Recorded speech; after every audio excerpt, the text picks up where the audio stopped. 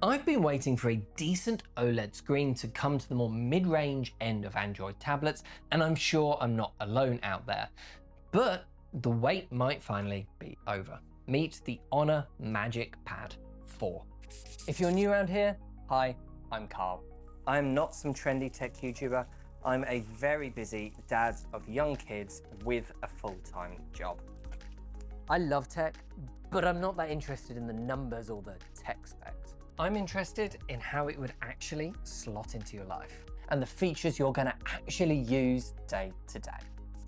Okay, so let's start with the star of the show, and that's this screen. It's a 12.3-inch OLED display with 165 Hz refresh rate, and it is beautiful. It's a wide aspect ratio as well, so perfect to maximize the screen size for watching films and shows. Colors and contrast really pop in just everyday use, and then when you're watching something decent, it just comes alive. Deep blacks even in the dark, and bright highlights. It seems to fully support HDR as well. Here's the playback specs in Netflix showing HDR10, and you can definitely tell HDR content looks amazing on this tablet. And this is a big deal. The most common use for tablets is content consumption. I use mine almost every night to watch a bit of TV in bed, and OLED is fantastic for that. I've been using the Samsung S11 Ultra, which is still the better tablet in my opinion, but it's £1,300. And even the smaller 11-inch S11 is £1,000. So to get an OLED screen for about half of that money at this quality, it is pretty amazing. And people really want OLED screens. You just have to look at any YouTube comments on tablet videos, like my OnePlus Pad 3 video, for example, in order to see that. We even get some IMAX branding on the back, although to be honest, that seems like a bit of a stretch for a 12-inch tablet. I don't know what that IMAX enhanced logo actually means, but I doubt it's got much to do with actual IMAX screens. That being said though, this screen is best thing about this tablet, hands down. I'd even go so far as to say that it is just as good as the S11 Ultra. Apart from its size, of course, which I do rate as the best tablet screen that I've ever used for watching content on. And I'd say this is on par with that. It's just a regular tablet size at 12 inches rather than the ginormous 14-inch screen of the S11 Ultra. I love the screen on this tablet. Now let's move on to the second best thing about it, the physical build quality. And it's actually the world's slimmest tablet at 4.8 millimeters, which is pretty incredible. But what makes it even more impressive than that is the combination of the thinness of the tablet, the thinness of the camera bump, and the thinness and evenness of the bezels around the edge. It just all feels very minimal and premium. Definitely more on par with higher end tablets like the Samsung S11 and the iPad Pro than with more mid-range options like the new Xiaomi Pad 8 Pro or the iPad Air. It charges at 66 watts and it has a 10,000 milliamp battery, which does seem to last a reasonable amount of time. It doesn't seem quite as well optimized for standby time though as some other tablets. And the speakers are great as well. There's actually 8 of them. They are on both sides and they sound great. Reasonably loud too. But, and it's a big but, let's talk about the area I like least about the Honor MagicPad 4, and it's the software. I'm sorry, Honor, but macOS has definitely become my least favorite of the Android versions I've tried so far overall, but there's been some bugs on this that have unbelievably let me down while reviewing it. Two main areas have been irritating me. Firstly, overall bugs. There's been a lot of little glitches and freezes, but there are two bigger bugs that have caused a problem. Firstly, the biggest one, I keep getting this temperature warning coming up. It says due to low device temperature, some functionality of the tablet has been stopped, but that's actually stopped the tablet from charging. You might have noticed that it's been plugged in for most of the B-roll and it's been off while I've been speaking to you. That's because it is about to run out of battery and I don't know if I'm going to be able to get it turned back on, but while I finish filming, if it actually does run out. This software bug could have killed this tablet. I'll let you know on a screen if it actually does or not. And it's not got cold. It's either been at work or it's been here at home, and the thermometer here says it's 20 degrees inside. You know, if that's too cold for the tablet, then there's a problem.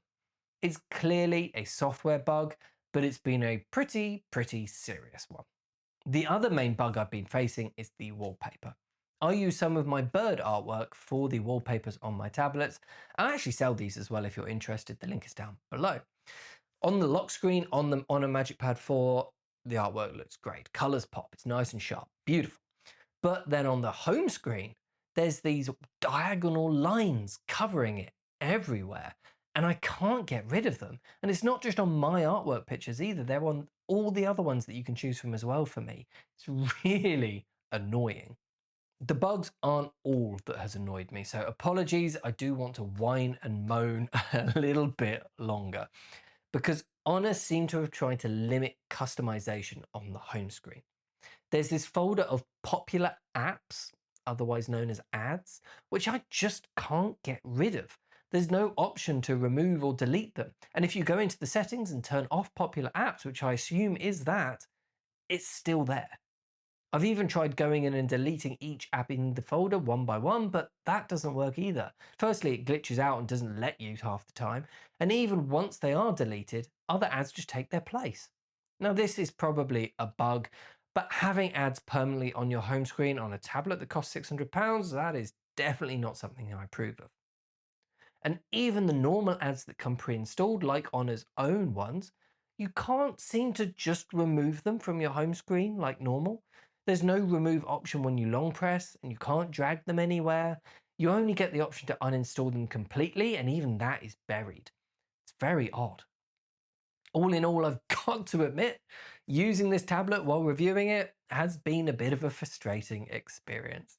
This is a pre-release model though, of course, so hopefully these are all just bugs or problems with my unit here, and they're going to get sorted out while the MagicPad 4 actually starts to prepare for shipping. But all I can comment on is what I've seen in the last couple of weeks while I've been using it, and it has not been the smoothest experience, to say the least. Okay, last thing I want to talk about is the keyboard case and stylus, both of which are fine. They're not exceptional, but they're not bad. They get the job done. The stylus is fine for writing and taking notes. I probably wouldn't recommend it for art, as there is some latency, but if the stylus isn't super important for you, it's going to be fine. And the keyboard case is really nice to type on because of the wider screen. The keys are spaced out that bit more than you would expect them to be on a tablet like this. And so the keyboard ends up feeling quite a bit less cramped, which is nice. There's no backlight on it though, so I did find it a bit challenging to use at night. This is the only design of the keyboard case available, I believe, and it's the style which I call a wedge design, so it's always just attached to the tablet and you can't quickly snap the keyboard off. But it does fold back flat on itself, which helps. And the case actually clips onto the tablet rather than snapping on with magnets. There are 2 levels of tilt though, which is handy, and it does snap into place on those with a nice satisfying snap with magnets.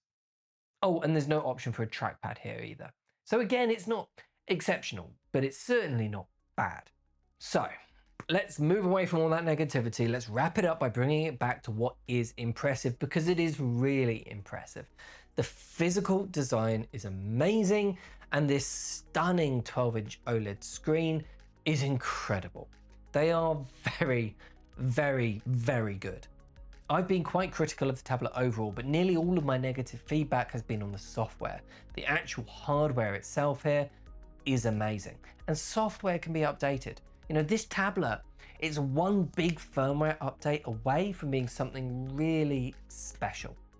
And if the main thing you want a tablet for is watching films and TV shows, this is an easy recommendation. This is easily the best screen I've seen for the money. And this screen could well be worth putting up with the software limitations for as long as those big disastrous bugs that I've encountered aren't a thing on anyone else's. Let me know what you think down in the comment section though. I am going to relax now and watch some Netflix before it finally gives up the ghost. Thanks for watching.